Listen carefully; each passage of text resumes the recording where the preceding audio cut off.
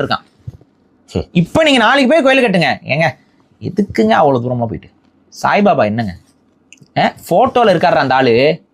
போட்டோல பதிவாயிருக்காரா சாய்பாபா? முஸ்லிம்டா சாய்பாபா, ஒரு முஸ்லீம். கண்ணு முன்னாடி ஒரு முஸ்லீம். சாய் பாபான்னு வச்சிருந்தா இப்ப சாய் ராமனு மாத்தினா நாளைக்கு ராம அவதாரம் கண்ணு முன்னாடி கொண்டு வந்துட்டு இருக்கானுங்களா இல்லையா?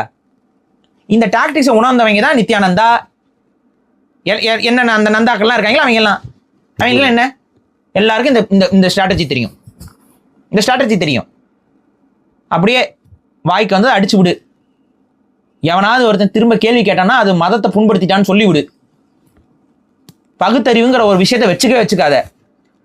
வரலாறு இதெல்லாம் பேசவே கூடாது. எவனும் தமிழரை மீச்சு நான் இவன சொல்றேன், முருகனுக்கும் வடக்குக்கும் சம்பந்தம் கிடையாது. வடக்குல நீ முருகனை கும்பிட்ட, முருகன் பிறந்த இடம் தமிழ்நாடு தான். என்ன உன்னால பண்ண முடியும்? என்ன படம் எடுப்ப? இதைத்தானே ரொம்ப வருஷமா பண்ணிட்டு இருக்க. பொய் கதை எழுதுறதான உன் வேலை. அதை தானே சொல்ல. நீ எழுதின கதை எல்லாமே போகஸ்ரா. நாங்க ஏன் நம்பணும்? நான் ஏன் நம்பணும்? இதுக்கு பதில் சொல்லு. நாங்க நம்ப முடியாது. நீ முருகனை இழிவுபடுத்துறதுக்கு நீ என்னென்னமோ கதையில எழுதிக்கிட்டு இருப்ப. அந்த கதையில நம்பிட்டு இதுல பாத்தீங்கன்னா மணிமேகலையில இருக்குது. மணிமேகலையில அச்சய பாத்திரம்னு ஒன்று இருக்கு. நீ என்ன பண்ற, நாளைக்கு உங்க மோடி கிட்ட சொல்லி அந்த அச்சய பாத்திரத்தை எடுத்து வந்து இப்படி கவுத்து விடு.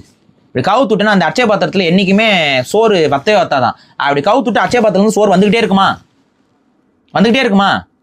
அப்படி வரும்போது அது என்ன தமிழ் இந்தியர்களோட எல்லாரும் பசியும் தீத்துறாதா? ஸோ அந்த அச்சய பாத்திரம் எங்கன்னு கண்டுபிடிச்சு எடுத்துருவா. ஏன்னா இந்த அச்சய பாத்திரமும் மணிமேகலையில தான் வருது. என்ன பண்ணுவ? நம்புறியா? ஓ, மணிமேகலையில் அச்சய பாத்திரம் வந்துருச்சா? அப்ப அந்த அச்சய பாத்திரத்தை கண்டுபிடிப்போம்.